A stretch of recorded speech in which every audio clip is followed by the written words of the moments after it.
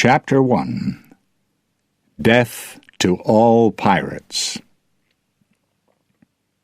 To all the king's men, I am writing to you about an enemy of the East India Trading Company. 13 years ago, the pirate Captain Jack Sparrow made an agreement with Davy Jones. Jones gave a ship, the Black Pearl, to Sparrow.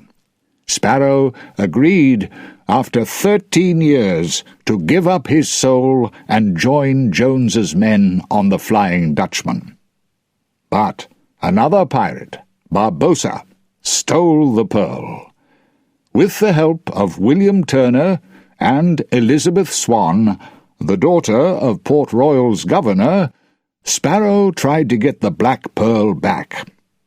He succeeded when he killed Barbossa on Isla de Muerta. Elizabeth Swann is also our enemy. James Norrington, a British officer, wanted to marry her, but she fell in love with William Turner. When Norrington failed to catch Sparrow, he lost his job. Will Turner's father, Bootstrap Bill, was a pirate on the Pearl. He is now a prisoner on the Flying Dutchman, and must work for Davy Jones forever. Sparrow went to Isla Cruces to find Jones's heart.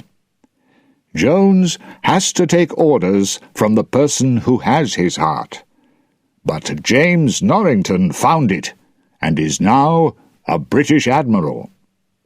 Without the heart, Sparrow could not fight Jones's monster, the Kraken. He tried to escape, but Elizabeth Swann tied him to the Black Pearl. The Kraken destroyed the ship and Sparrow. Turner, Swann, and Sparrow's men then went to Tia Dalma. She brought Barbossa back from the dead to find Sparrow in Davy Jones's locker. Captain Jack Sparrow is still dangerous. The East India Trading Company must find him and stop him. Admiral Bratton. From high above the ship's deck, a pirate looked across the ocean. He saw nothing except the two ships that they traveled with. The Caribbean was calm. Everything was quiet. So why did he feel so worried? He looked again. This time he could see something. Was a ship sailing toward them? Worse, was it an East India Trading Company ship? He knew about the company agents. They killed pirates. The company wanted to destroy every pirate who sailed in the Caribbean, and on every ocean across the world. The pirate decided to call to the captain, but then he saw a dark shape below the water next to the ship. "Captain!" he shouted, but it was too late. The shape came up out of the water. It was something from the pirate's darkest dreams. It was the Flying Dutchman. The Dutchman fired her cannon as she broke through the water. The pirates on all three ships tried to fire their cannon, but the Dutchman was too fast, too close, too big. The attack ended very quickly. There was smoke above the burning boats, and the bodies of dead pirates in the water. The Dutchman sailed through untouched. Nothing could stop her. There was another ship on the ocean, an East India Trading Company ship, the Endeavour, carrying Lord Cutler Becket, Admiral James Norrington, and Governor Weatherby Swann.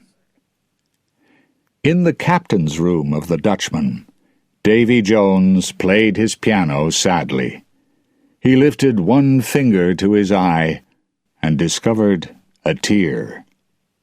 Above his room, Admiral Norrington and Lord Becket were coming onto the ship with some soldiers. Some of the men threw a large wooden box onto the deck of the Dutchman. It was their job to guard that box. Inside it was Davy Jones's living heart. Lord Becket smiled. "I've waited for a long time to be here," he thought. "Jones is now under my command. His is the fastest ship on the oceans. Nobody can kill him until they have his heart." Many years before, after Davy Jones's true love broke his heart, Jones cut it out. He put the heart in a wooden box and hid it on Isla Cruces. Lord Becket spent a lot of time searching for the box. He sent Will Turner to find Jack Sparrow's compass. This compass pointed to the thing that you wanted most. Becket wanted it to take him to Davy Jones's heart. The heart was found, but not in the way that Becket planned. Will, his girlfriend Elizabeth, and Jack reached Isla Cruces before Becket. Norrington, then without a job, was with them. He stole Davy Jones's heart from the others and gave it to Becket. Immediately, Becket made Norrington an admiral. "I didn't get the compass," Becket thought, "but I have Davy Jones's heart, and the Flying Dutchman. Now I and the East India Trading Company can command the oceans. Jack Sparrow's ship, the Black Pearl, is the only ship that can fight the Dutchman. But the Pearl is at the bottom of the ocean." Jones walked onto the deck of the Dutchman. "Go away, all of you, and take that with you," he shouted, pointing at the wooden box. "I refuse to have that box on my ship." "I'm sorry to hear that," Lord Becket said coldly, "because it's staying here. I have your heart, so you will work for me." "I'm the captain of the Dutchman," Jones said angrily. "This is not your world now, Jones," Becket replied. "I am your commander." Governor Swann stepped angrily up to the two men. "When you destroyed those pirate ships," he said to Davy Jones, "was my daughter on one of them? She was searching for Will and Jack. I have to find her before she is killed as a pirate." Jones turned to Swann. "Your daughter is dead. She was pulled under the ocean with the Black Pearl by my kraken. Didn't Lord Becket tell you?" He smiled. Swann looked at Becket. His face was pale. "Did you lie to me?" he asked. "Is Elizabeth dead?" Norrington was placing the key in the lock of the wooden box when Swann suddenly pulled him around. Swann took a sword from the nearest soldier. Then he opened the box and lifted the sword above Jones's heart. "No!" Jones shouted.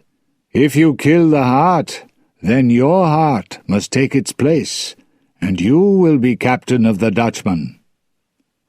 Governor Swann stopped. He didn't want to take Jones's place and live forever on this ship, but he wanted to stop Lord Becket. He turned again to the box, but Norrington held his arm and took the sword from him. "Do you think Elizabeth wanted this?" he asked. He took Governor Swann away. Becket, Jones, and Mercer, Becket's assistant, watched them leave. "You can go, Captain," Becket said to Davy Jones. "I want to fight him," Jones thought, "but I can't win." The Dutchman continued to sail across the bright blue Caribbean waters, ready to bring more death to the next pirate ship. Lord Becket and the East India Trading Company had the heart of Davy Jones, so no pirate was safe. "Soon I will destroy every pirate in the Caribbean," Lord Becket thought happily. Chapter 2. The Pirate Lord of Singapore. Lord Cutler Becket was wrong. Elizabeth Swann was still alive. She was halfway across the world, looking for the Pirate Lord of Singapore. Months earlier, when the Kraken was searching for Jack, Elizabeth tricked Jack onto the Black Pearl with a kiss. Then she tied him to the side of the ship, so she and Will could escape from the monster. She watched the Black Pearl and Jack Sparrow go to the bottom of the ocean. Later, she felt bad about his death. She went with Will and Jack's sailors to see Tia Dalma. Tia Dalma was a friend of Jack's, and she could see into the future. She was a mysterious woman.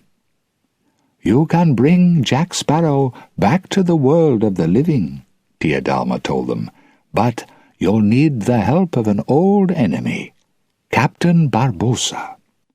Jack killed Barbossa, but I brought him back from the dead. He can help us to bring back Jack, too."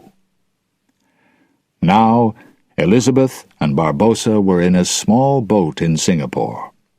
Elizabeth looked across the city.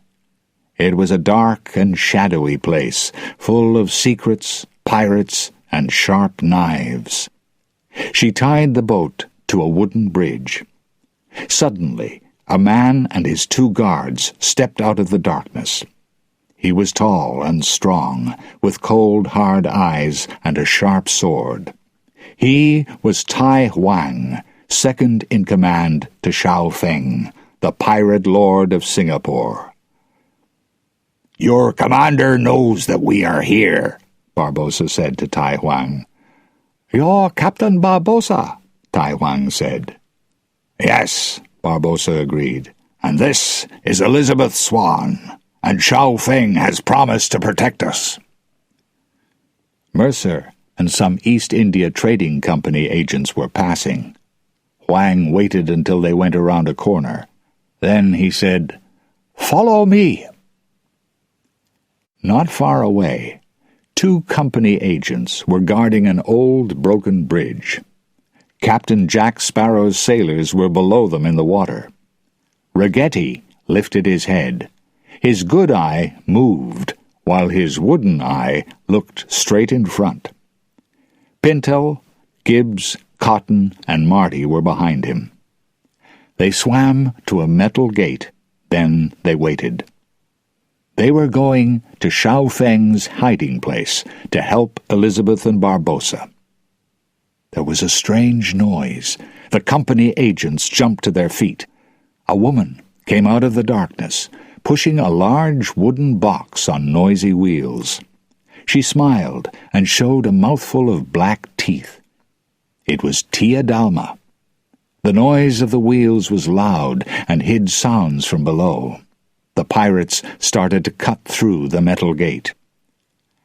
Tai Huang took Barbossa and Elizabeth through an old bathhouse to Xiao Feng's hiding place. Elizabeth touched Barbossa's arm. "Have we heard anything from Will?" she asked quietly. Barbossa shook his head. "No, he can protect himself," he said. "But you, be polite when you're with Xiao Feng." The Pirate Lord of Singapore was stepping out of his bath. Elizabeth looked at his face.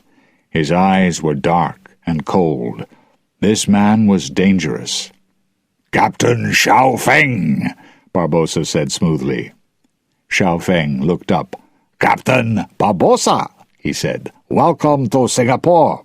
I understand that you want something from me." "I need a ship and some men," Barbossa replied. Xiao Feng looked at Barbossa and smiled. "That's strange," he said. "You want a ship, and today, not far from here, a thief tried to steal one from me." Xiaofeng walked quickly across the room to an old man who was holding some maps. "These maps show the way to the world of the dead," he said softly. He watched their faces. "Will your adventure take you there?" Suddenly, he gave a sign to 2 guards near one of the baths. The guards pulled someone out from under the water. Their prisoner was Will Turner. Chapter 3. Captain Barbossa's Plan. Will Turner was very unhappy. There was something that Elizabeth did not know. He loved Elizabeth, but months before, he saw her kissing Jack on the Pearl. Will hated Jack, but he also needed him. Will wanted to save his father from the Flying Dutchman, so he needed the Black Pearl, the fastest ship on the ocean. But now Will was Xiaofeng's prisoner. The pirate lord pulled him by his hair across the floor to Barbossa and Elizabeth. "This is the thief," he said angrily. "Do you know him?" "No," Elizabeth and Barbossa both said at the same time. Xiaofeng studied their faces. "No?" He picked up a large knife and touched Will's face with its sharp edge. "Then I'll kill him." Elizabeth moved toward Will. "You're afraid," Xiaofeng said.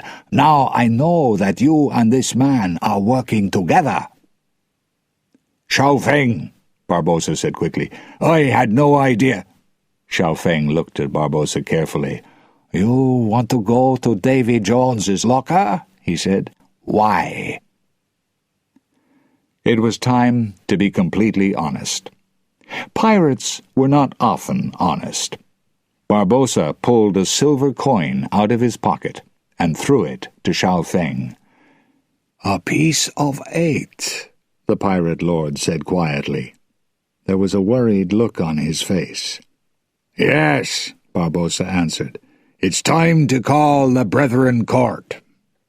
"The court hasn't met in my lifetime," Xiaofeng said. "And when it last met, it ended badly. My father told me." "But the time before that, it helped us to take command of the oceans, didn't it?" Barbossa said. Barbossa was talking about the story of Calypso, the goddess of the ocean. The first Brethren Court, 9 pirate lords, caught Calypso and turned her from a goddess into an ordinary woman. She couldn't send storms to destroy them. From that day, the oceans belonged to the pirates. Barbossa's voice became more serious. "And now the East India Trading Company wants to command the oceans. Lord Cutler Beckett is bad for us all." Xiaofeng shook his head. "What can any of us do against the company?" Elizabeth couldn't stay quiet. "You can fight!" she shouted. Everyone turned and looked at her. "You are Xiaofeng, the pirate lord of Singapore. Do you want the company to destroy every pirate in the world? Aren't you going to do something?" The pirate lord looked carefully at her. "Elizabeth Swann," he said, "you are an interesting woman." He smiled at her. Then he turned to Barbossa. "But you haven't answered my question. What do you want from Davy Jones's locker?" "Jack Sparrow," said a voice from across the room. Will Turner shook the wet hair away from his face and stood up straighter. He wasn't afraid of the pirate lord. "He's one of the pirate lords," Will said. Xiaofeng was clearly angry at the sound of Jack Sparrow's name. "I hate Jack Sparrow. I don't want to see him alive again." "Jack Sparrow holds one of the 9 pieces of 8, Barbossa said. "He didn't give it to anyone before he died. So we must go and get him." He stopped as swords were suddenly pushed up through holes in the floor by Jack Sparrow's pirates. Elizabeth took 2 swords and threw one across the room to Will. He caught it in one hand and cut himself free.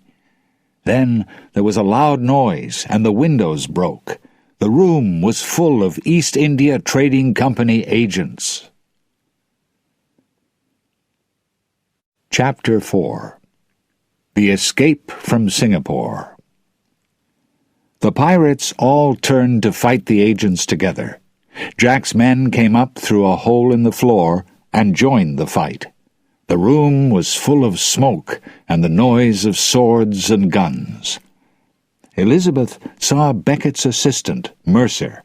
He came into the bathhouse with a crowd of soldiers behind him. There were too many of them.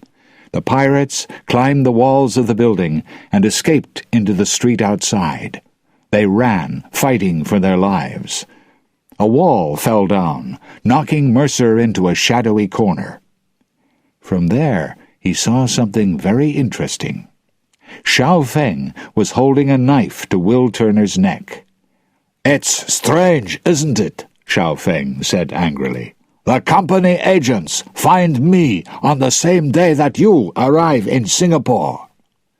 "I didn't bring them here," Will replied. He broke free from Xiao Feng and pulled out his own knife. "Do you want to make an agreement with Beckett?" he asked. "Then you need Jack Sparrow. I can help you to find him." "You tricked Barbossa," Xiao Feng said. "You want to trick Jack Sparrow. You'll try to trick me." "They can't help me," Will said. "You can." Xiao Feng understood. "I'll kill you if you trick me," he said. They put down their knives, and Xiao Feng handed Will the maps to the world of the dead. Will disappeared into the darkness. Mercer followed him. Elizabeth and Barbossa escaped from the fighting, ran to the waterside, and found Will. "You have the maps!" Barbossa shouted happily. "And I have a ship and some sailors," Will said. He pointed at Tai Huang behind him. "Where's Xiao Feng?" Elizabeth asked. "He'll help us to escape. Then he'll meet us at Shipwreck Cove," Will answered. Elizabeth was surprised. "Why does Xiao Feng want to help us?" she asked herself. "Maybe now he understands that all pirates are in danger from the East India agents." "Come this way," Tai Huang said. "Be quick." Tia Dalma, Pintel, Ragetti, and Cotton also came out of the smoke, and together they ran after Tai Huang. From the shadows, Mercer smiled. "I have information that Lord Beckett will be very interested in," he thought. "The pirates are meeting at Shipwreck Cove. Soon we will destroy them all." From the Hai Peng, Will watched Singapore burn. His thoughts were far away, on his agreement with Xiao Feng. "I want to tell Elizabeth, but she won't understand, and I don't understand her feelings for Jack. We both have secrets now." From another part of the ship, Elizabeth Swann also watched the fire. "Xiao Feng can't stay here," she said softly. "Will he meet us at Shipwreck Cove?" Tia Dalma stepped forward. "I cannot say," she said. "There's something in the ocean that the bravest pirates fear." "The Flying Dutchman," Elizabeth thought. "It's there, somewhere below the waves. We must find Jack Sparrow. The pirates must work together against Davy Jones and the East India Trading Company. If we don't, then we will all die." The Hai Peng was sailing through an icy ocean, close to the edge of the earth, between worlds. The water was dark and stormy, and the snow was falling thick and fast. Will studied Xiao Feng's strange maps. Circles moved and turned inside circles. There were poems written around their edges. Will read one of the poems again. "Over the edge, back, over again, sun up, sun down, a green light. "Barbossa," he called. "What does this mean?" Barbossa smiled, unworried. "Have you seen the green light, Mr. Gibbs?" he asked the pirate. Gibbs smoothed his grey beard. "It happens sometimes," he said to Will. "When the sun goes down, there's a green light in the sky. Some people never see it. Some say that it's a sign that a soul is coming back to this world from the dead," Pintel said. Barbossa laughed. "Don't worry, Mr. Turner," he said happily. "We'll find the way to the world of the dead. That isn't the problem. The problem is getting back." Will didn't feel much better. Later that night, Elizabeth stood on the deck and looked down into the water. "Can we bring Jack home from the world of the dead?" she thought. "And will he forgive me for his death?" Will came and stood silently next to her. He didn't look at her. "I still love Will, but we're strangers," thought Elizabeth. After a minute, she walked away. Suddenly, Will heard a strange sound. "Barbossa!" he called. "Can you hear that noise?" Barbossa listened carefully. With a smile he said, "Yes, these are the waters. We're lost now." The ship was turning. Something was pulling it toward the noise. But Barbossa wasn't afraid. He was laughing. "Quickly!" Will shouted, waking his men. The pirates ran on deck, and Will climbed high into the ship's sails. Will saw a white line of high water in front of them. They couldn't go back, and they couldn't sail around it. "Turn the ship's wheel!" he shouted. But Barbossa's voice was louder. "No! Go straight!" Will pushed him away and turned the wheel hard. The high peng turned, but it was still moving toward the line. "There's a waterfall in front of us," Elizabeth realized. "A waterfall that drops off the edge of the world." Will was still trying to turn the ship's wheel. Barbossa stood behind him, laughing. Elizabeth shook the old pirate. "You'll kill us all!" she cried. The high peng turned. For a minute, it stayed on the edge of the waterfall. The pirates looked down into the endless black nothingness below. Then the ship fell over the edge. All the pirates, except Barbossa, screamed with fear. The ship crashed down into the darkness. Chapter 5. Captain Jack Returns. Captain Jack Sparrow stood on the Black Pearl. The ship's sails didn't move. There was no wind, and the Pearl was sitting in an ocean of sand. The sun burned down from a hot blue sky. Jack was alone in Davy Jones's locker. He was dead, and it was not a good feeling. He climbed down onto the sand. He tried to push the Pearl with his shoulder, but of course it didn't move.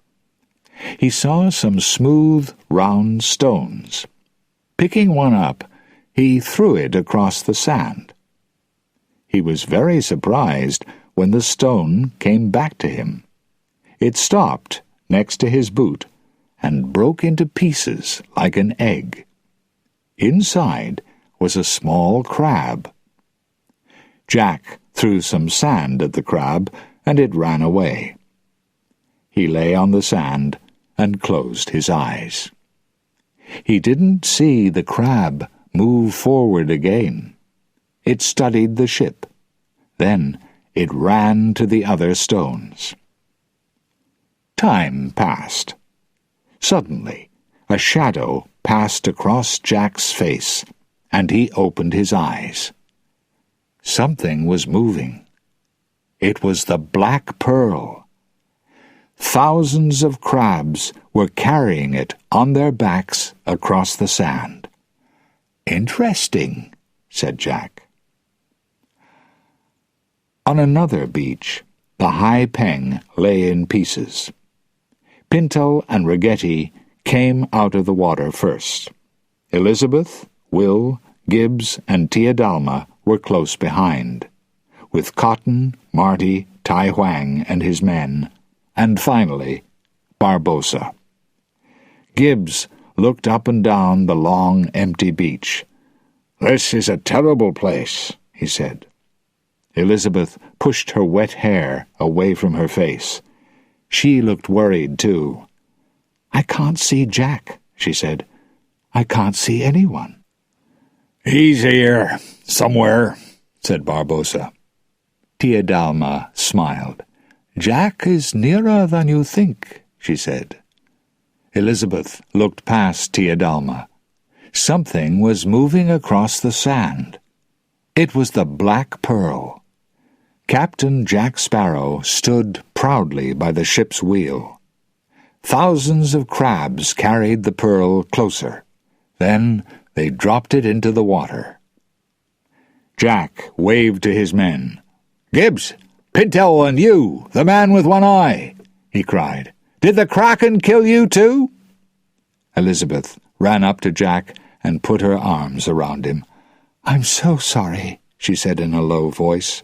"I'm so glad you're all right." But Jack pushed her away.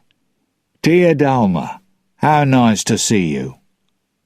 "How are you, Jack Sparrow?" Barbossa's voice came from the back of the crowd. Jack stopped. He turned and saw his old enemy. "Barbossa!" he shouted loudly. "I haven't seen you for a long time since—" "Isla de Muerta, remember?" Barbossa said. "You shot me." "Yes," Jack said nervously. "I remember." "We came to help you," Barbossa said. "That's very kind of you," Jack said. "But I have a ship, and you don't. You need help, not me." Barbossa pointed at the pearl. "My ship is there," he said. Jack looked at the ocean. "I can't see it," he said. "Is it hidden somewhere behind the pearl?" Barbossa was very angry. He wanted to attack Jack, but Will stopped him. "Jack, listen," Will said urgently. "Cutler Beckett has Davy Jones's heart. He commands the Flying Dutchman." "He wants to command the oceans," Elizabeth added. "We're calling the Brethren Court," Tia Dalma told him. "Yes, Jack," Gibbs said. "The world needs you." "And you need sailors," Will said. He pointed at the pirates. Jack studied them. "Do I want to sail with you?" he asked. "3 of you tried to kill me." He stopped in front of Elizabeth. "And 1 of you succeeded." Will was surprised. What was Jack saying? Did Elizabeth kill him? Jack smiled. "She hasn't told you," he said. He turned to Tia Dalma. "All right, you can come with me. Gibbs, Marty, Cotton, you're okay too." He didn't speak to Barbossa, Will, or Elizabeth. He walked up to Tai Huang. "Who are you?" "Tai Huang," said the tall pirate calmly. He pointed to the Singapore pirates. "These are my men." "Who do you work for?" Jack asked. "The person with the most money," Tai Huang answered. "I have a ship," Jack offered. "Then I'll work for you," Tai Huang said. The pirates jumped into the water and swam out to the pearl. Jack pulled out his compass and looked at it. But it wasn't working in this strange and mysterious place. "Oh, Jack!" said a voice behind him. Jack turned around. Barbossa held up Xiao Feng's old maps. "Which way are you going, Jack?" he asked with a smile. "Those maps will take us back to the world of the living." Jack thought, "I need Barbossa on the Pearl." Chapter 6. Back to the Real World. The sun shone on the blue ocean, but there were dark shapes below the water. This was the ocean in Davy Jones's locker. It was a strange place. Barbossa was happy because he was back on the Pearl. He started to give orders to the pirates, but then he heard Jack's voice. Jack was giving them orders too. "The captain gives orders on a ship," Jack explained. "The captain is giving orders," Barbossa said. "My ship," Jack said, "so I'm the captain." As Barbossa and Jack fought, Will Turner climbed down into the rooms below. He found Elizabeth sitting alone in a dark corner. Her face was wet. Was she crying? "You left Jack for the Kraken?" he said. Elizabeth stood up. "Will, I killed him, so I had to save him." "You didn't tell me," Will said angrily. You thought I loved him. You don't talk to me. How can I believe you?" Elizabeth looked up into his eyes, the eyes of the man that she loved. "You can't," she said softly. Without another word, she disappeared from the room. On the Pearl's first night in the darkness between worlds, there were stars above and below them. The pirates were worried. "Which way, Captain?" Gibbs asked. At the word captain, both Barbossa and Jack turned around and ran. They fought over the ship's wheel. Pintel and Ragetti were looking over the side of the ship. There were a lot of bodies in the water below. Old men, young women, sailors, small children. The water was filled with dead bodies. Tia Dalma walked over to them. She looked out at the ocean. "Where is Davy Jones?" she asked softly. "Calypso gave him a job. He had to take dead people from the ocean to the other world.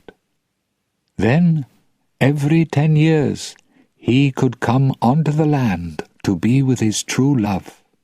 Tia Dalma shook her head. "Davy Jones was a man, but now he is a monster." She looked at the bodies. "Poor souls. Now they must find their own way to the other world." Will and Elizabeth joined them. A lot of small boats were coming toward them. Gibbs pointed a gun at them, but Will stopped him. He knew who or what they were. Suddenly, Elizabeth saw someone that she knew. "My father!" she shouted. "Father, here! Look here!" Jack joined the group. He touched her shoulder. "Elizabeth," he said, "we're not back in the world of the living yet." Slowly she understood. They were the only living people in the land of the dead. "Father," she cried. Her voice was full of sadness. "I didn't say goodbye to you." In the boat, Governor Swann lifted his head at the sound of his daughter's voice. "Elizabeth," he said, "are you dead?" "No," Elizabeth told him. "I think I am," Governor Swann said. "No," Elizabeth said. "Come onto our ship. Come back with us."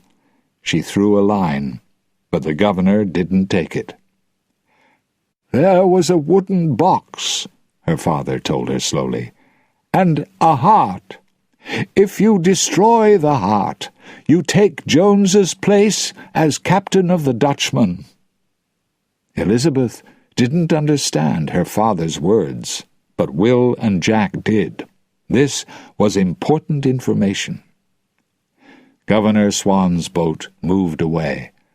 "Elizabeth," he said, "I'm proud of you. I'll give your love to your mother."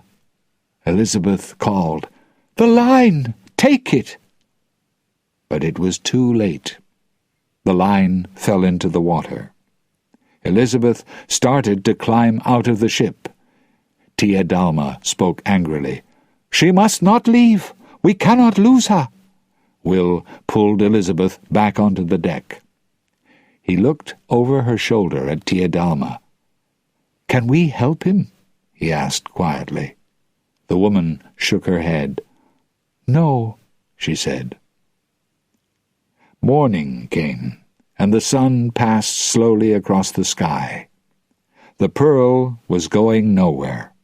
There was no wind and no drinking water on the ship. The sailors were very thirsty. Tia Dalma came up to Will.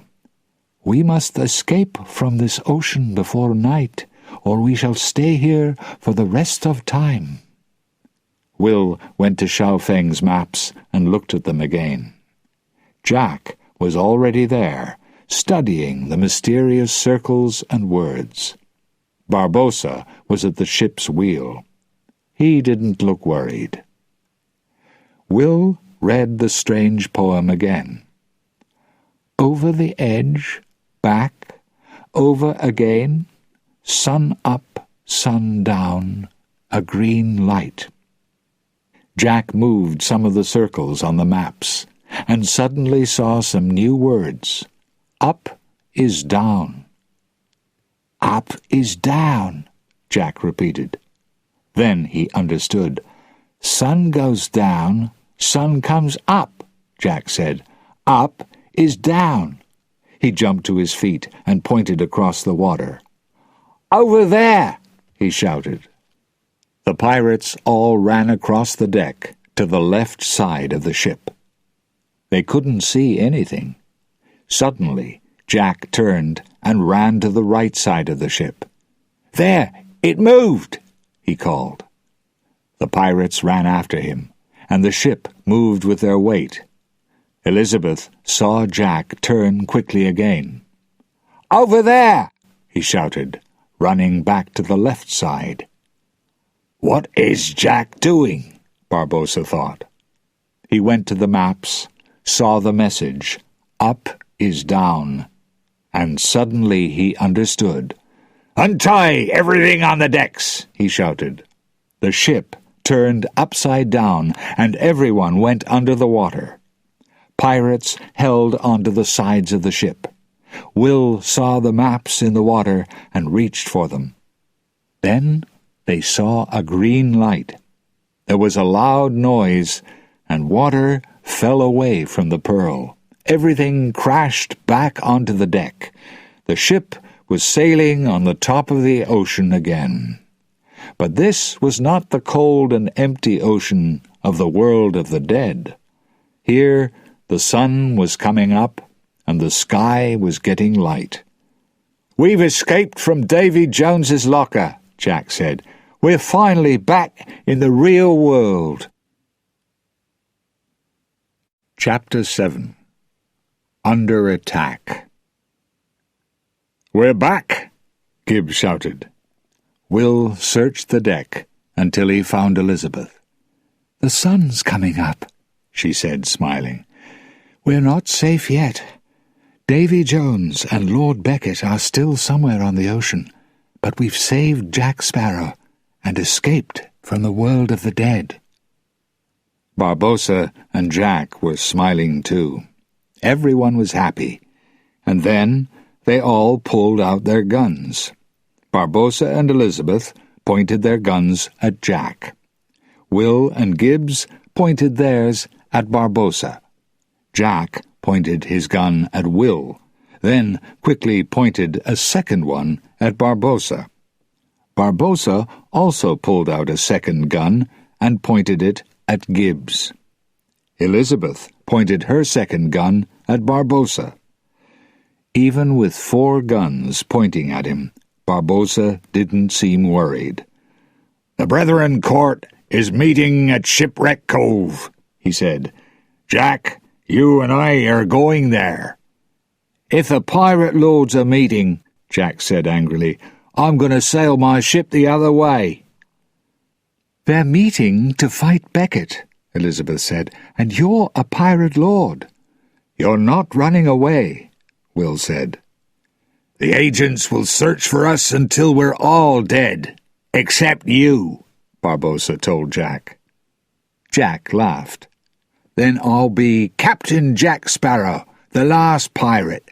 I like the sound of that." Suddenly, he fired the gun that was pointed at Barbossa. Nothing happened. Barbossa, Will, and Elizabeth all fired their guns too. There was no smoke. There were no shots. "The guns are too wet. They won't work," Gibbs explained. Will threw his useless gun away. "Now we have to work together," he said. "We need water. The maps show an island near here with fresh water."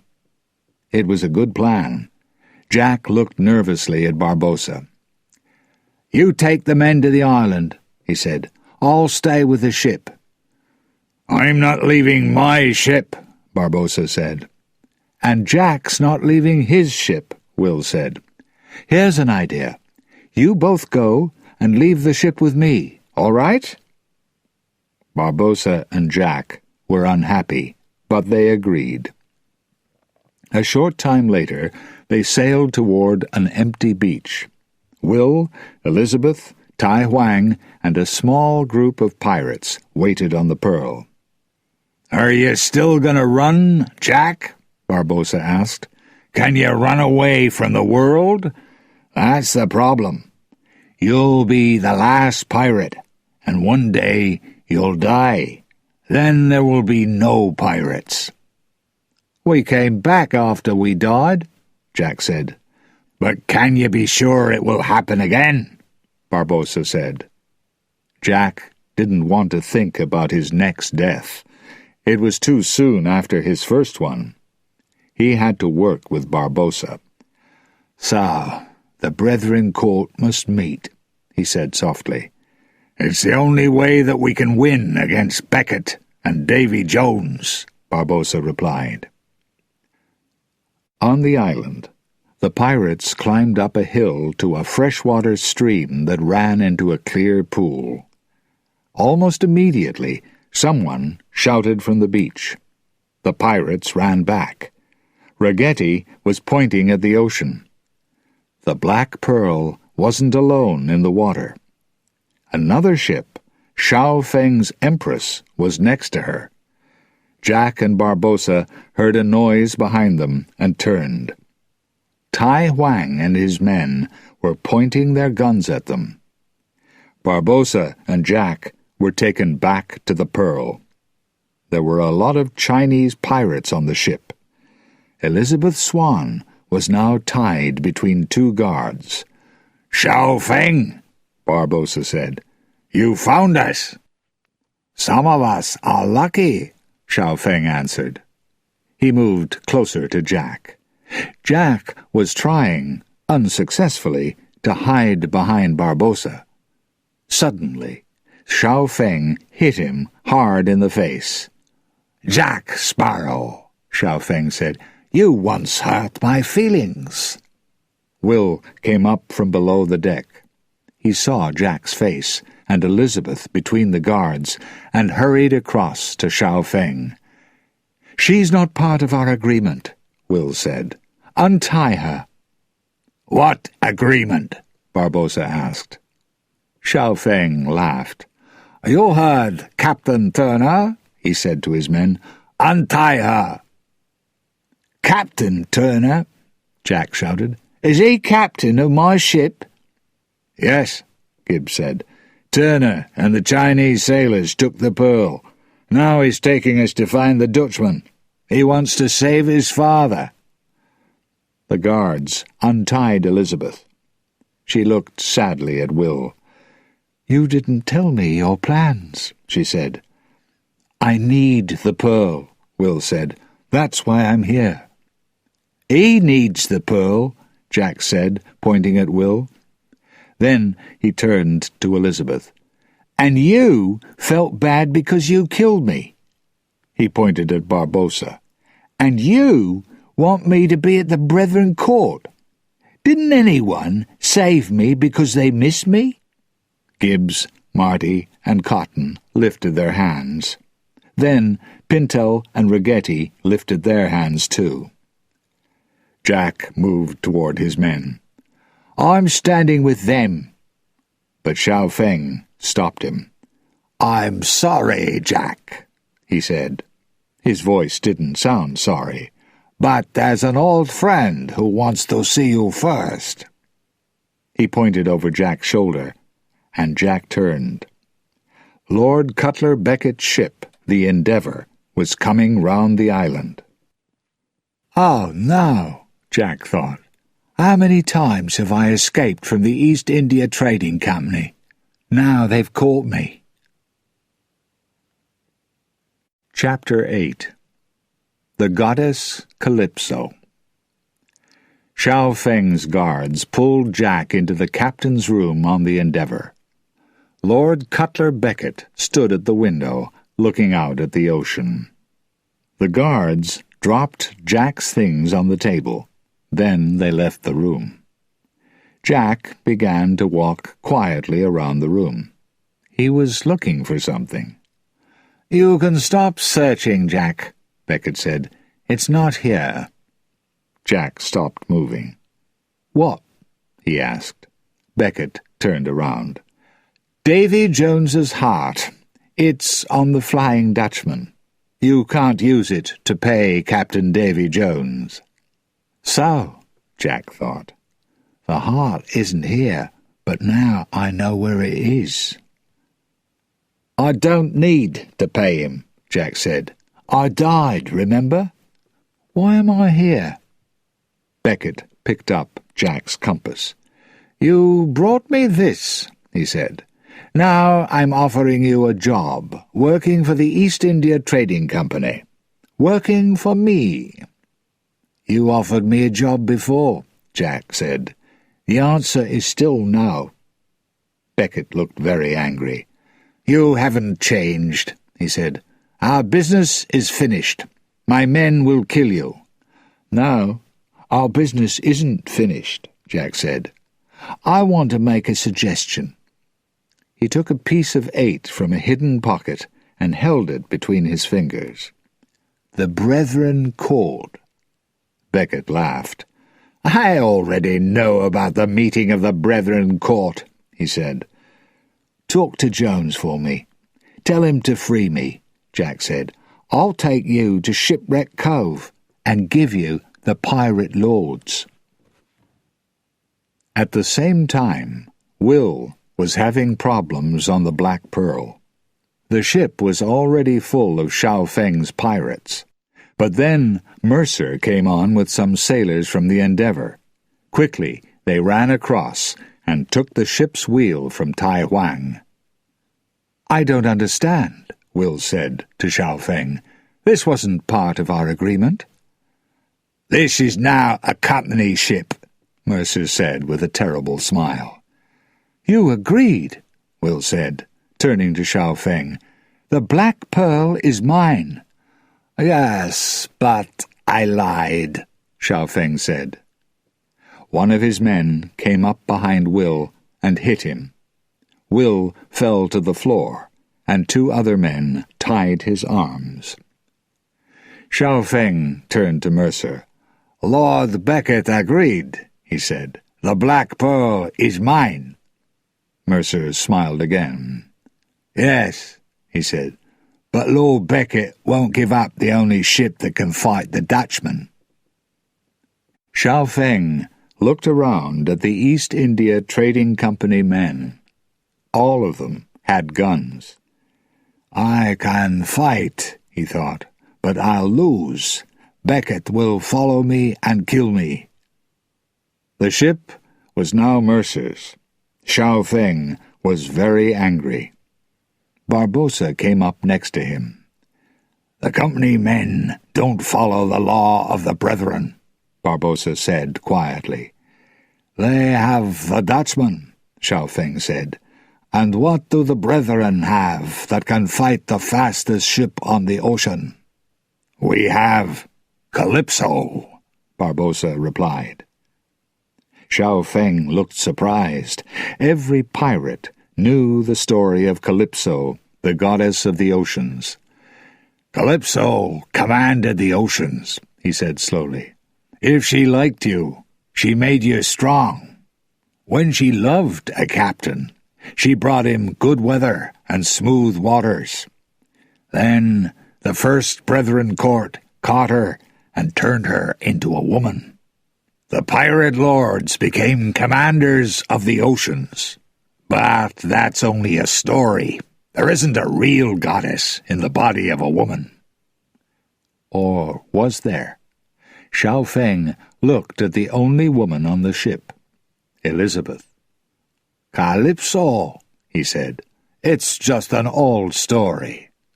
"No," said Barbossa. "The goddess is here on Earth. There was a time when a sailor made his own future. I want to bring back that time, so I need the Brethren Court. All of it." "What do you suggest?"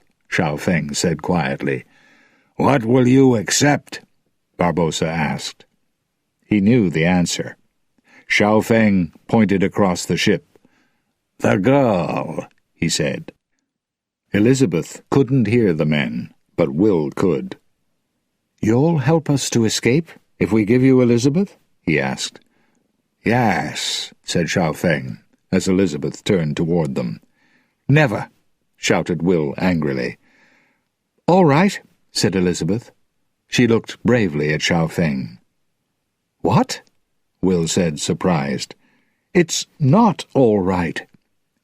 "You put us in this position," Elizabeth said to him. "This will free us. I choose to go with Xiao Feng." "No!" Will shouted. His heart was breaking. Xiao Feng smiled happily. "I'm pleased," he began. He reached out to take her arm. Elizabeth pulled it away. To her surprise, he held up his hands. "I'm sorry," he said. "So we have an agreement?" Barbossa asked. "Yes," Xiao Feng said. "My men will steal the pearl for you, and I'll help you call the Brethren Court together. Elizabeth will sail away with me on the Empress." Chapter 9. The New Pirate Lord. Jack Sparrow was also making an agreement with Lord Beckett. "You can have Barbossa," Jack said, "and Turner. Yes, you can have Turner." "And Miss Swann?" Beckett asked. "The other people on the Pearl will go with me," Jack answered. "And I'll take you to Shipwreck Cove. Do we agree?" Lord Beckett smiled and picked up the compass. "Jack," he said, "I have this wonderful compass. It will point to what I want most."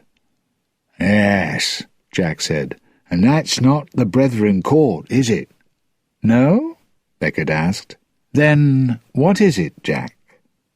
"Me," said Jack. "Dead." Beckett opened the compass.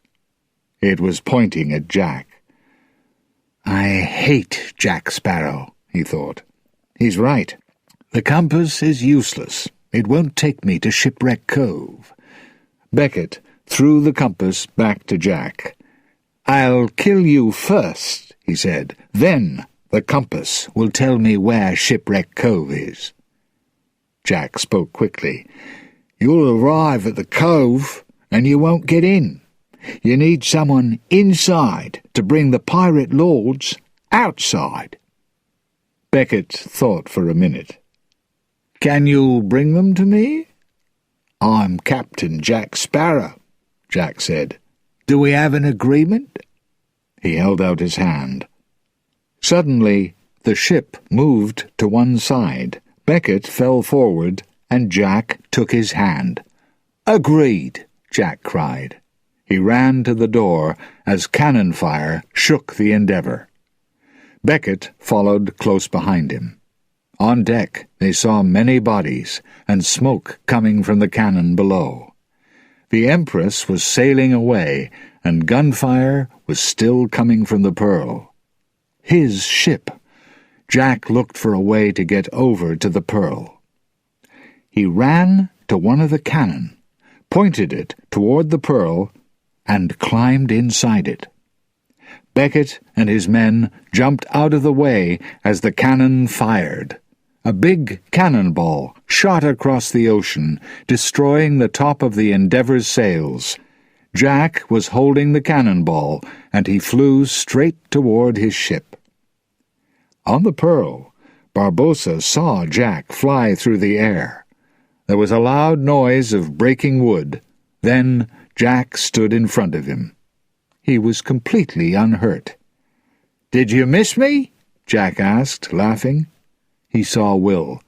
"Put him in prison," he commanded. His men took Will down to the prison in the bottom of the ship. Jack smiled happily. He was back on his ship. On the Endeavour, Lord Beckett looked at his broken sails. "How long will it take to repair the ship?" he asked an officer. Another sail fell onto the deck. "The Endeavour won't sail again for a long time," the officer replied. On the Empress, Elizabeth stood and waited for Xiao Feng. "What does he want from me?" she asked herself. The pirate lord came quietly into the room and watched her. Elizabeth's eyes and skin shone. She looked like a goddess. He offered her a glass of wine. She accepted it nervously. "This is a surprise," she said. "Aren't you going to put me in prison for stealing your maps?" Xiao Feng smiled over the edge of his wine-glass. "I can't put you in prison, Calypso." "What is he talking about?" Elizabeth asked herself. "I know that Calypso isn't your only name," Xiao Feng continued, "but it's what we call you." "We?" Elizabeth asked. "The Brethren Court. We hid you in the shape of a woman." Elizabeth tried to stay calm. "He thinks I'm a goddess," she thought. She asked, "What do you want from me?" "Your love, if you choose to give it to me." "And if I don't choose to love you?" she said. "Then I will accept that, too," Xiao Feng said. He put his hands on her shoulders and kissed her. Surprised, Elizabeth pushed him away. Suddenly, there was a loud noise. Somebody was attacking the ship. The pirates ran to the cannon. Elizabeth could see the gunfire through the windows. Then she saw Xiao Feng through the smoke. He was lying on the floor with a long, sharp piece of wood in his chest. "Xiao Feng!" she cried. "Here," he said weakly. He pulled a gold coin from around his neck. "Take it. I must give it to the next Brethren Lord." "Me?" Elizabeth said, surprised. "Go to Shipwreck Cove in my place," he said. "Captain!" a voice shouted from outside the room. Tai Huang opened the door. "They've taken the ship!" Tai Huang cried. "We cannot—" He stopped when he saw Elizabeth. "Calypso," Xiao Feng said. Then his eyes closed. Elizabeth turned to Tai Huang and showed him the coin. "He made me captain," she said. The new captain of the Empress stepped onto the deck. Tai Huang was close behind her. Elizabeth saw their attacker. It was the Flying Dutchman. The Dutchman's sailors were running onto the Empress and tying up her sailors. Elizabeth couldn't see Davy Jones, but suddenly she noticed Admiral Norrington. "James?" she said. Norrington's eyes widened with surprise when he saw her. "Elizabeth!" he shouted happily. "I heard you were dead." Davy Jones arrived on deck. He looked closely at the prisoners. "Who is your captain?"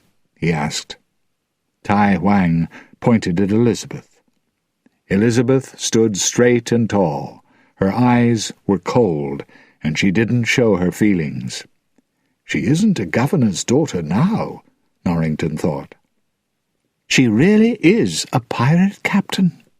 He turned to his soldiers. "We'll pull the ship behind us. Put the sailors into the Dutchman's prison." He turned to Elizabeth. "You can have my room." "No, thank you," Elizabeth said proudly. "I'll stay with my men." She followed her pirates. They were locked in small, cold rooms deep inside the ship. "Will's father, Bootstrap Bill, works on the Dutchman," Elizabeth suddenly remembered. "Maybe he can help us to escape." "Bootstrap?" she called softly. "Bill Turner?" Suddenly, a pair of eyes opened in the wooden side of the ship next to her. "You know my name?" said a shaky voice. Elizabeth jumped to her feet. So this was Will's father. He was more wood than man. Only his face moved. "I know your son," she said. "Will Turner." "William? Is he alive?" Bootstrap asked. "Ah, and he's coming to save me." "He promised?" "Yes," she said. "Will's alive, and he wants to help you." But the hope was disappearing from Bootstrap's eyes.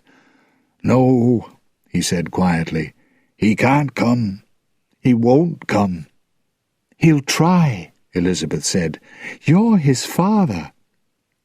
Bootstrap looked at her with sad eyes. "I know you," the old pirate said. "He spoke of you. You're Elizabeth." "Yes," Elizabeth said, surprised. "Will can't save me," Bootstrap said. "He won't, because of you. If he kills Davy Jones, he'll have to take his place. He'll be captain of the Dutchman forever. If he saves me, he loses you." "Yes," Elizabeth said quietly. Bootstrap began to disappear into the wood of the ship. "He won't choose me. Tell him not to come. It's too late." His eyes closed, and his face stopped moving. Now he was part of the wooden side of the ship again. Will's father was gone. Chapter 10. Jack's Plan. The Endeavour's sails were repaired, and the ship was following the Black Pearl. Lord Beckett stood on deck. Suddenly he saw a lot of birds above the water. "Sail over there," he ordered. As the Endeavour sailed closer, the noise of the birds grew louder. They were flying around a dead body that was tied to a piece of wood. "This isn't an accident. It's a sign," Beckett thought. "Someone is leaving the bodies for us to follow. They're taking us straight to the Black Pearl." On another part of the ocean, Will Turner tied another dead body to a piece of wood. He lifted it to push it over the side of the ship. Then a voice spoke from behind him, and he stopped. "I knew the prison couldn't hold you," said Jack. Will dropped the body and lifted his sword. "Stop, William," Jack said. "I'm not going to call anyone. What are you doing?" "I'm leaving signs," Will said, "for Beckett." Jack said. "Very smart. What will you do when Beckett arrives at the Brethren's meeting place?" "Ask him to free my father." Jack laughed. "Now, that's not smart. Beckett won't help you. There's only one way to free your father." "I must kill Davy Jones," Will said sadly. "And you know the price for killing Jones," Jack said. "You'll be captain of the Dutchman. You'll take the souls of dead people to the next world. You'll only step on land every 10 years.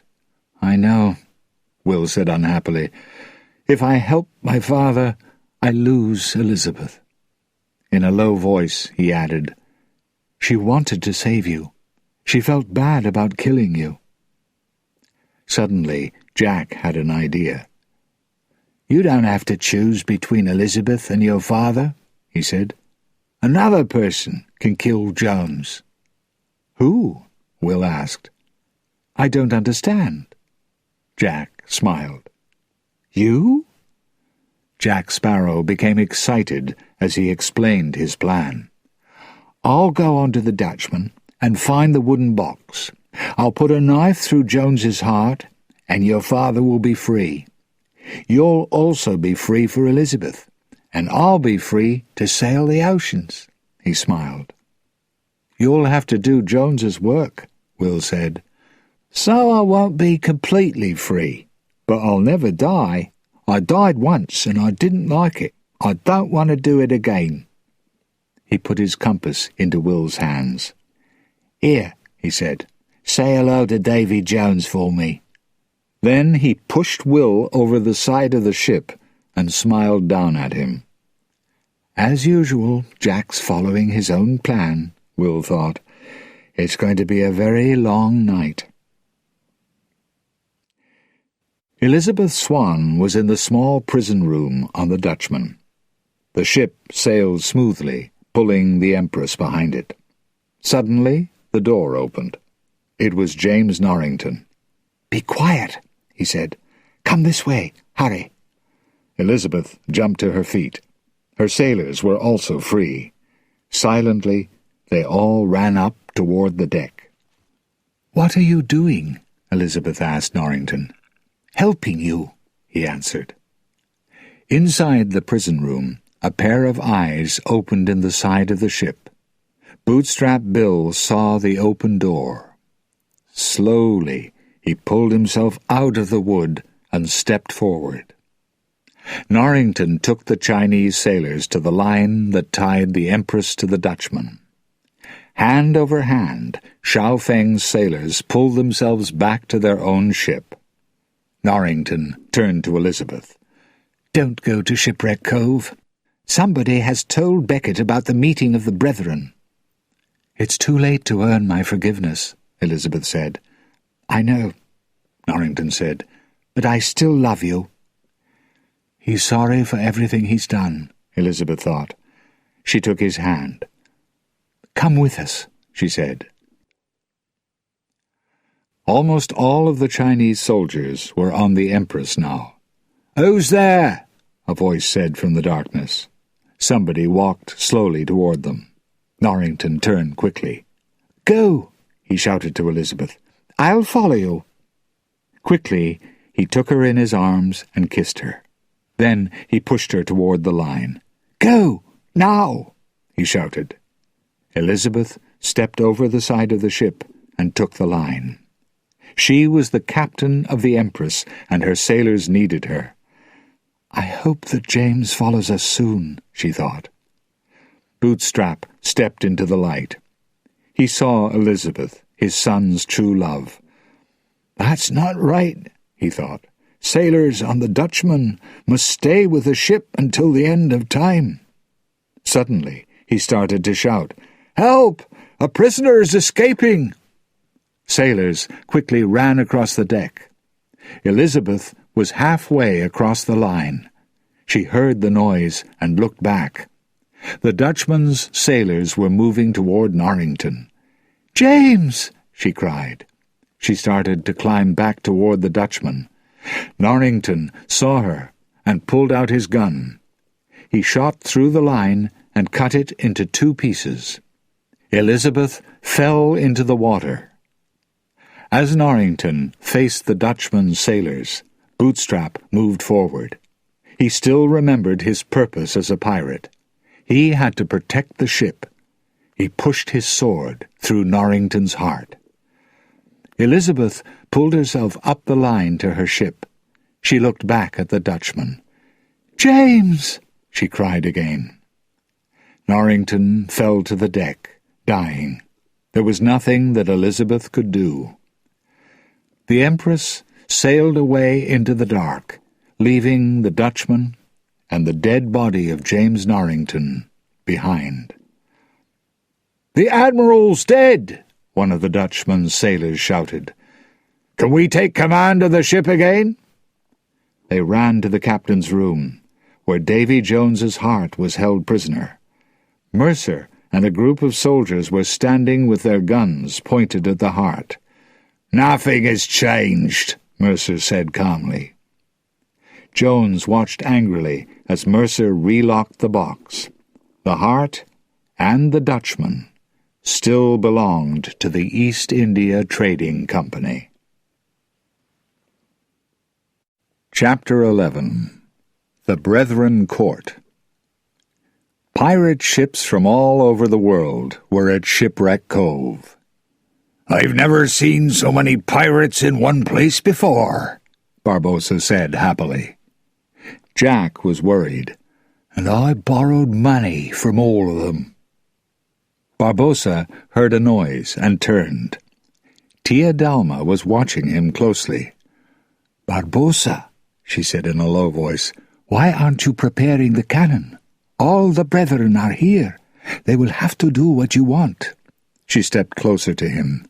"Be careful, Barbossa," she said. "We had an agreement when I brought you back from the dead. I can send you there again." Barbossa spoke angrily. "Yes, we had an agreement, but I will decide how we succeed." He pointed toward Shipwreck Cove. 9 pirate lords caught you, Calypso. 9 are needed to free you. Until then, I won't take orders from you." He looked up. "Mr. Pinto! Mr. Ragetti!" he called. He pushed Tia Dalma, Calypso, the goddess of the ocean, toward them. "Take this woman to the prison." Pinto and Ragetti took her away.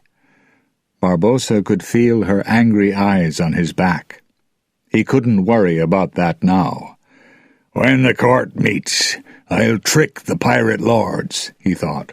"They'll free Calypso, and she'll forgive me. She'll make me the greatest pirate on the ocean. Until then, I'll keep her locked up. I don't want her to destroy my plans." Out in the ocean, Beckett's sailors pulled Will onto the Endeavour. He was very wet, and his hands were tied.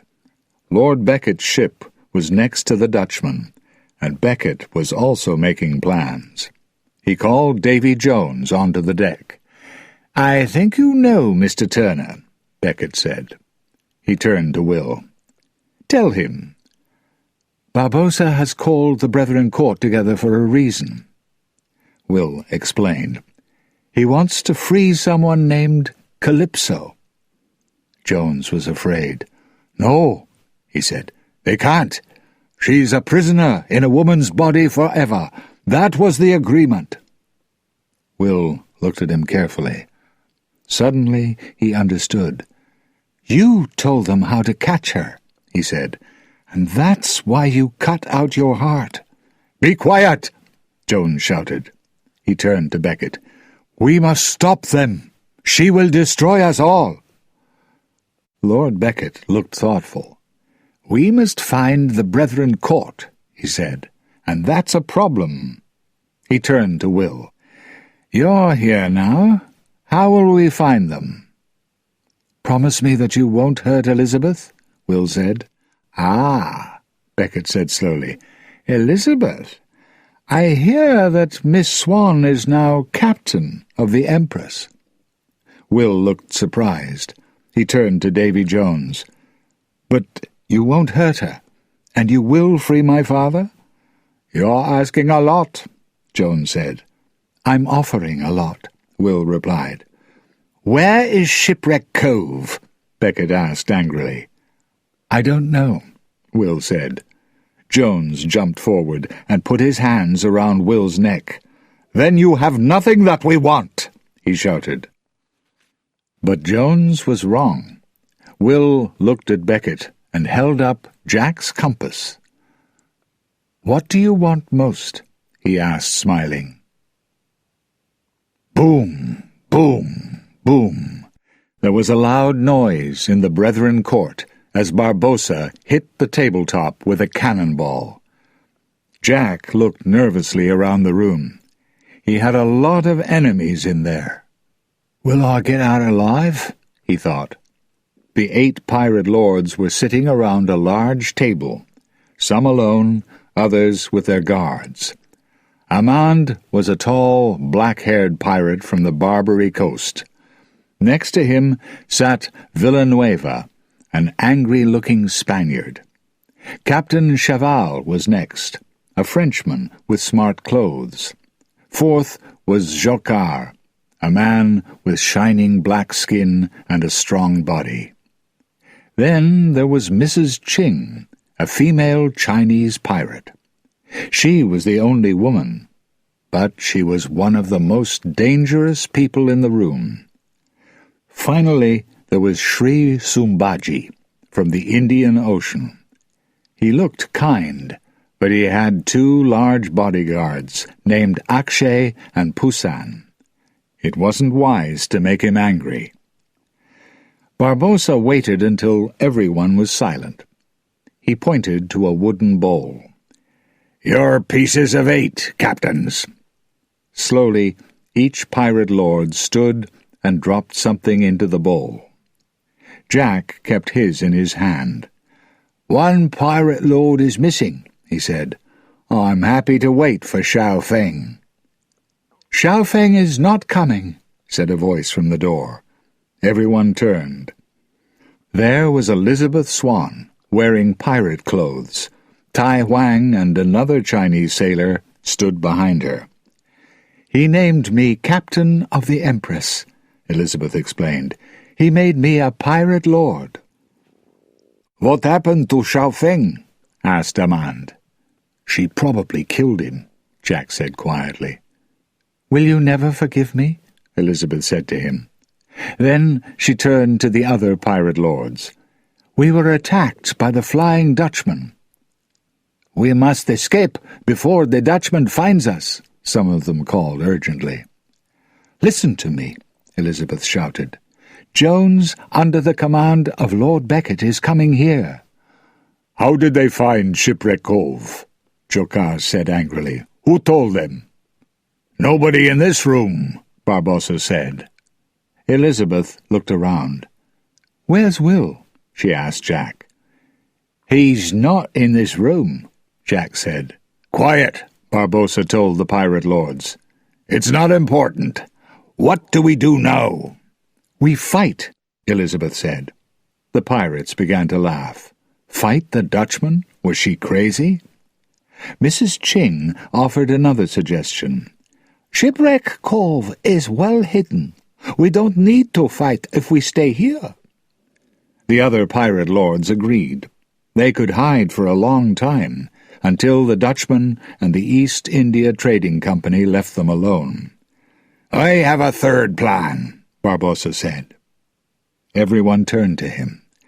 "Many years ago," he began, "the first Brethren court caught the goddess of the ocean. That was a mistake. We made the ocean safe for ourselves, but opened them to men like Beckett. Pirate lords, we must free Calypso." There was a surprised silence. Then the Indian pirate lord called his bodyguard Akshay. The large man listened and then stepped forward and spoke. "Sri Sumbaji says—" Akshay pointed to Barbossa. "He is crazy. Do not listen to him." "Shoot him," Amand said. "Cut out his tongue," Jocard agreed. "Shoot him and then cut out his tongue," Jack shouted happily. Elizabeth spoke. "I agree with Barbossa." "And I agree too," Villanueva said. "No," Jocard said. "Calypso was our enemy then. She will be our enemy now." "You're right," Cheval said. Villanueva pulled out his gun. "I still agree with Barbossa." Cheval hit him in the face. Suddenly, all the pirates were shouting and fighting. "This is crazy!" Elizabeth shouted. "The enemy is very close. When we fight, we're doing Lord Becket's job for him." On the Black Pearl, the subject of the court's discussion was in the ship's prison. Tia Dalma turned as Davy Jones came out from the shadows. "Hugh!" Tia Dalma began. The happiness in her voice disappeared when she saw the gun in his hand. "You're going to kill me before the brethren free me." Jones didn't speak. He was in a room with the love of his life. "What have you become? You were many things, Davy Jones, but you were never a monster." "I learned it from you," Jones cried. "For 10 years I commanded the Dutchman. I did the job that you gave me. But when I stepped back onto the land, you weren't there. Why?" Tia Dalma touched his beard. "I can't help it. It's the way I am. But you love me." Davy Jones looked away. "I don't love you," he said angrily. "That's sad," Tia Dalma said quietly, "because soon I will be free, and when I am, I can give you my heart. We can be together, always." Davy Jones slowly put the gun back in his belt. As he moved back into the shadows, he turned to her again. "And the Brethren Court?" he asked. "They made me a prisoner," Tia Dalma said angrily. "They will suffer." Barbossa hit the table again, and the pirates turned to him. "We can free Calypso. Then she'll be grateful and help us." "I agree with Captain Swann," said Jack. "We fight." Barbossa laughed. "You've always run away from a fight." "That's not true," Jack said. "I fight hard and often, because then I can run away. We can stay here for years, but we'll be prisoners. We must fight to run away." "Who will we fight?" Mrs. Ching asked. "Becket," Elizabeth said immediately. The pirates agreed. They decided to fight the East India Trading Company and to destroy the Dutchman. Barbossa had other ideas, but the pirates didn't listen. "The pirate lords must free Calypso, or my plan will fail," he thought. "Tia Dalma will be angry." He tried again. "Only the pirate king can start a war. Call Captain Teague, keeper of the pirate law."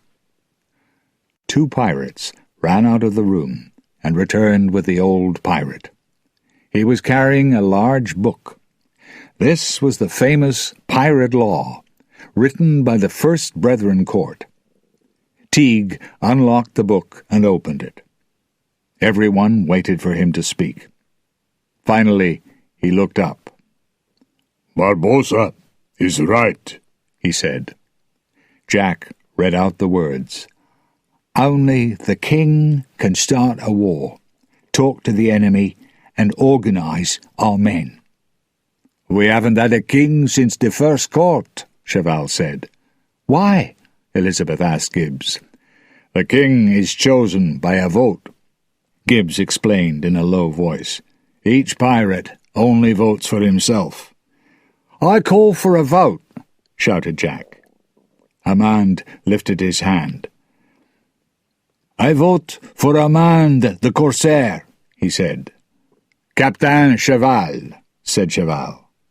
The vote continued around the table. "I'll have to do what they do," Elizabeth thought, then said, "Elizabeth Swann." Jack looked around him. "I vote for Elizabeth Swann." The other pirates shouted angrily. Jack spoke to the court. "Aren't we going to follow the pirate law?" he asked. "We have to," Mrs. Ching said. What do you say, Captain Swann, King of the Brethren Court?" The new pirate king stood up. "In the morning," she said, "we shall fight the East India Trading Company, destroy the Dutchmen, and escape to the ocean." The pirates moved out to their ships. Angrily, Barbossa gave a sign to Pintel and Ragetti. They picked up the bowl with the pieces of 8 and followed him out of the room. Jack left last. His plans were starting to work, but he still wanted to be captain of the Dutchman. As the Black Pearl and the Empress prepared for war, hundreds of pirate ships met near Shipwreck Cove. On every deck, pirates sharpened their swords and prepared their cannon. Suddenly, they saw the Endeavour through the grey clouds. The pirates lifted their swords. One ship against hundreds of pirate boats? Lord Becket couldn't win. But then they saw another ship, and another, and another, and another. The pirates' excited cries slowly stopped. Then the water began to move. The Flying Dutchman came up out of the ocean in front of Becket's ships. The pirates were silent as they looked at the monstrous faces of Davy Jones and his men. Lord Becket was standing on the deck of the Endeavour. He smiled. "Jack kept his promise and brought me the pirates," he thought. "But what will he do next?" Every pirate was asking the same question. Thousands of angry eyes turned to Jack. "Sorry," Jack said. "Let's talk to Lord Becket." There was an island near the ships. A short time later, Jack, Elizabeth, and Barbossa stepped out of a small boat and walked across the white sand. Lord Becket, Davy Jones, and Will Turner stepped out of a second boat. They met in the middle of the beach. "You brought these people to us," Barbossa said to Will. "Don't be angry with Turner," Lord Becket said. "The plan belongs to the person on your left." Elizabeth and Barbossa turned to Jack. Jack turned and looked to his left too. There was nobody there. "Me?" he said. "It wasn't me." Will agreed. "It wasn't Jack." "Will," Elizabeth said softly. She felt sorry for him. "I've travelled on the Dutchman," she said. "I understand your problem. But you can't help your father." "I must try," Will said, and looked quickly at Jack. "Do they have a plan that I don't know about?" Elizabeth asked herself.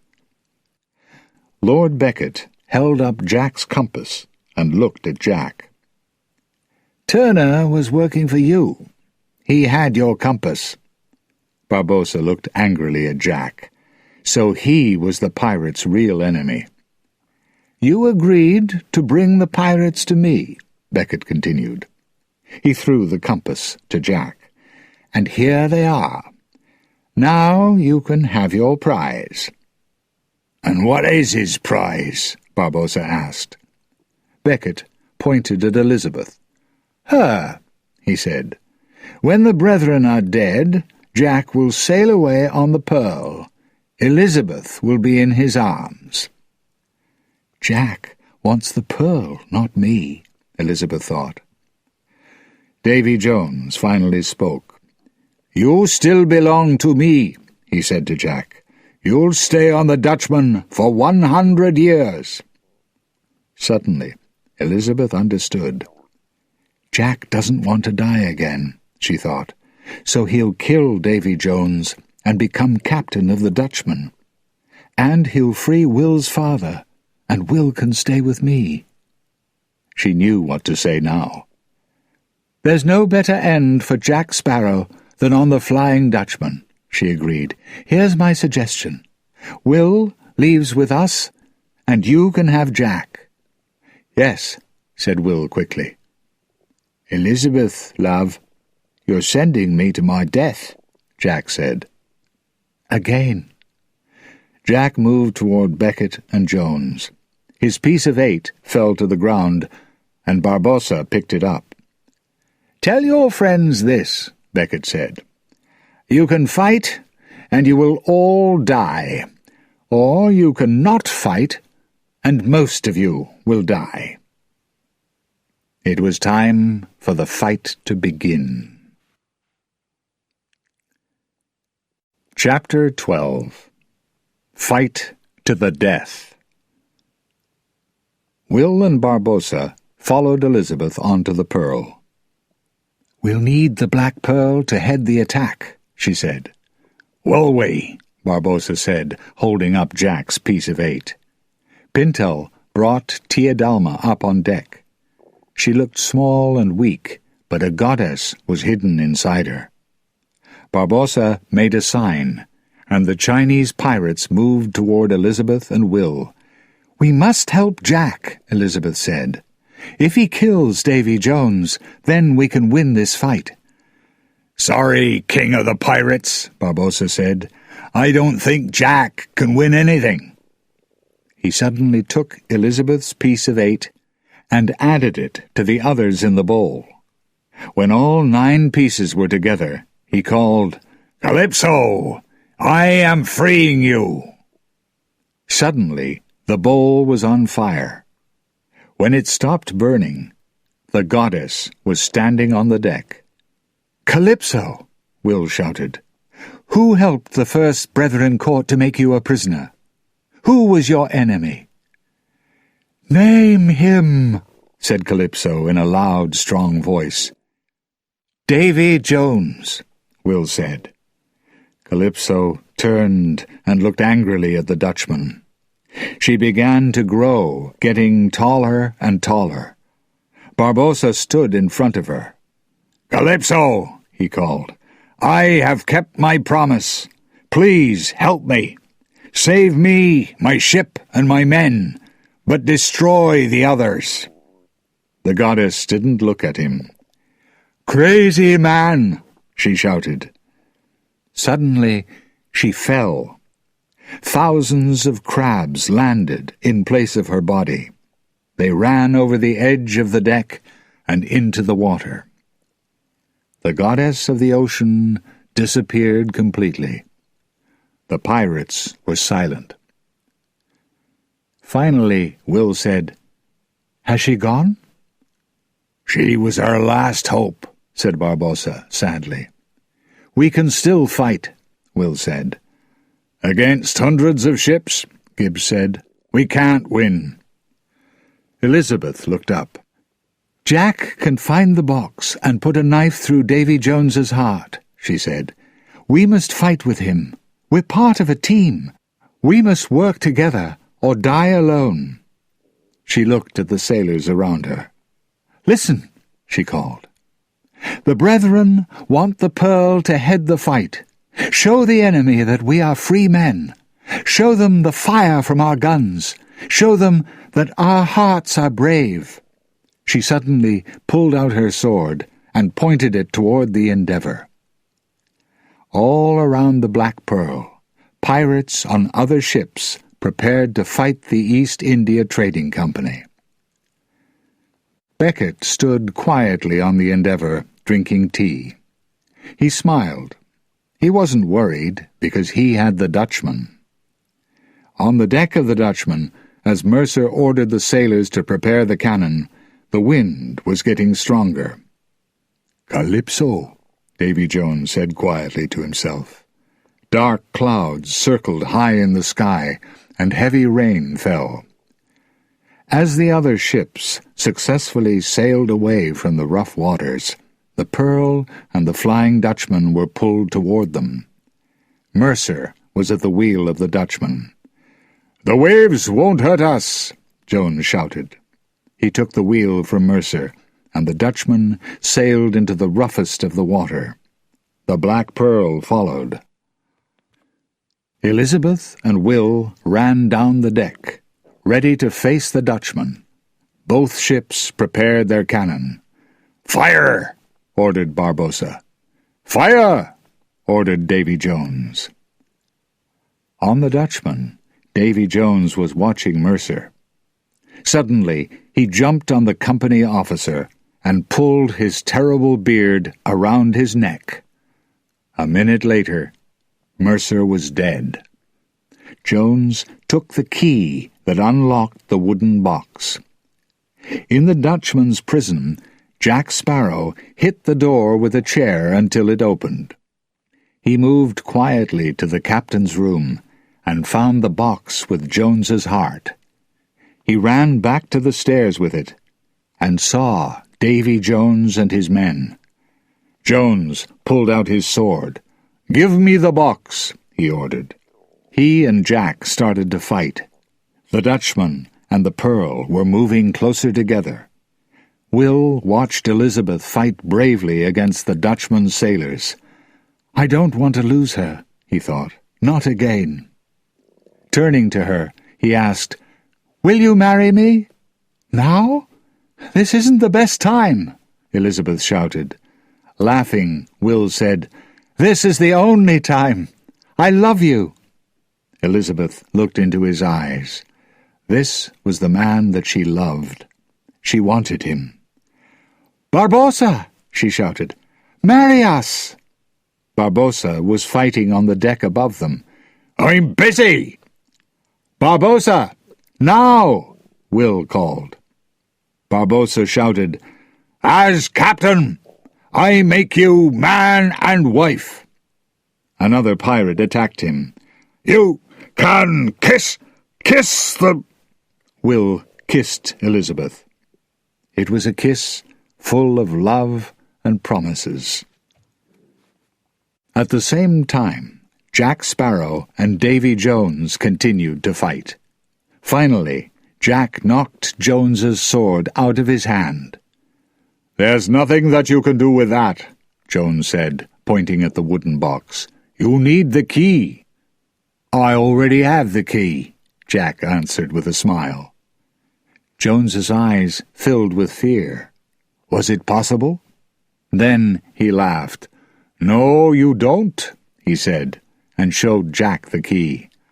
"Oh, that key," Jack said. He cut through Jones's finger with his sword, and the key dropped to the floor. Suddenly, the Pearl crashed into the Dutchman, and the wooden box fell onto the deck. Jones lifted it. Jack took a gun from one of Jones's men and fired. He hit Jones, and the box crashed back onto the deck. Quickly, Will Turner jumped over from the Pearl to the Dutchman to help Jack. Another cannonball hit the ship, and Will was knocked to the ground. Looking up, he saw Bootstrap Bill. Bootstrap began to attack Will with his sword. "Stop!" cried Will. What was his father doing? Elizabeth ran to the Dutchman and her husband. "I'll kill you!" Jones shouted, moving toward her.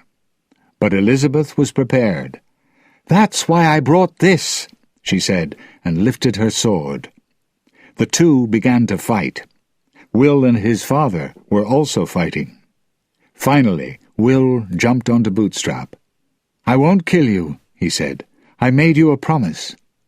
He tied Bootstrap to the deck and ran to Elizabeth. Jack Sparrow picked up the key to Jones's box. Jones hit Elizabeth across the face and smiled. But then he looked down, and the smile disappeared. There was a sword in his chest. He looked over his shoulder and saw Will Turner. "Did you forget?" Jones asked. "I have no heart." He pushed Will away, then pulled the sword out of his chest. "Tell me, William Turner," he asked, "do you fear death?" Then suddenly he shouted with pain. "Do you?" Jack asked. Everyone turned to see Captain Jack Sparrow. The wooden box was open, and he was holding Jones's heart in his hand. He tightened his fingers. Jones gave a cry and held his chest. "You're a hard man, Jack Sparrow," Jones said. Then he turned and pushed his sword through Will's heart. Screaming, Elizabeth ran to Will. Jack looked from the heart to his sword, then at Will in Elizabeth's arms. Elizabeth looked up at Jack. "Please," she cried. As Jones fell into his own locker, his eyes turned to his now dead heart. The sword in it was Jack's, but the hand on the sword was Will's. Elizabeth's tears fell as she watched Will die. Slowly, Jones's pirates began to circle around Will's lifeless body, and Jack pulled her away. Bootstrap pulled out a knife and moved closer. One of the men held the wooden box in his arms. "The Dutchman must have a captain," Bootstrap said. "And a living heart," another pirate added. Bootstrap fell on his knees in front of his son, pulled open the young man's shirt, and lifted his knife. Jack shot through a line on one of the sails.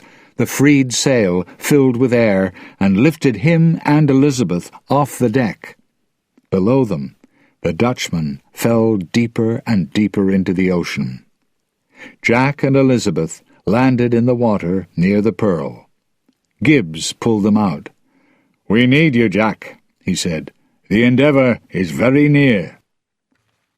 Beckett's ship was moving quickly toward them. Suddenly, the water began to move, and the Flying Dutchman came up again. She had new white sails, and her men were clean and smart. Will Turner walked angrily onto the deck. The two ships sailed up on both sides of the Endeavour. Beckett couldn't escape. "I can't destroy the pirates," he said to himself, "and now they will destroy me." "Fire!" Will ordered. "Fire!" shouted Barbossa and Elizabeth. "Fire!" said Jack, more quietly. Cannon fired. When the smoke cleared, the Endeavour was slowly going down into the blue Caribbean waters. Beckett's other ships turned away. "They're running," Gibbs said. "They're afraid because the Dutchman and the Pearl are working together." On the Dutchman, Captain William Turner looked sadly across at the Pearl. "Give us your orders, sir," said Bootstrap's voice behind him. "You can leave the Dutchman," Will said. "You're free." "I want to stay with you," Bootstrap said. "Fine. Take the ship's wheel, Mr. Turner." Bootstrap saw the sadness in his son's face. "1 day on land, 10 years on the ocean. It's a high price to pay," he said. Will smiled. "But it will be a good day." A little later, the men on the Black Pearl helped Elizabeth into a small boat. She was sailing to land and to Will. Will was sitting on a rock, looking out at the ocean. Elizabeth came up behind him and put her arms around him. "The sun is going down," Will said. "Soon I'll be back on the Dutchman, taking souls to the land of the dead." He gave her his heart in its wooden box. "Will you keep this safe?" "Yes," Elizabeth replied. "I'll guard it with my life." "I love you, Elizabeth," Will said simply. "Always." "And I love you," she answered. "I don't know what will happen to me and Will," Elizabeth thought, "or to the Brethren Court, Barbossa, and Jack. But now pirates are free to sail the oceans, and the new captain of the Flying Dutchman will keep the souls of the dead safe." Captain Jack Sparrow was on the island of Tortuga. "You're like the Black Pearl," he said to the two women that he was with. "My ship is big and shining and—" Gone? The Pearl was sailing away without him. "It's happened again," he thought angrily. "How can a pirate earn his money honestly when people steal his ship all the time?" On the Pearl, Barbossa stood at the ship's wheel and opened Xiao Feng's old map. "There's more than one way to live forever," he thought. Then he stepped back, surprised. There was a hole in the middle of the map. "Jack Sparrow! Again!" In another part of the Caribbean, in a very small boat, Jack Sparrow looked at the missing piece of the map. Smiling, he pulled out his compass. He was ready for his next adventure. 10 years later, high above the ocean, a young boy was singing a pirate song. Elizabeth smiled as her son played. Then she ran to him. Suddenly, the boy stopped. The sun was going down. Elizabeth and her son stood and watched the golden sun. It fell lower and lower in the sky, and then there was a green light. Out on the ocean they saw a much-loved shape.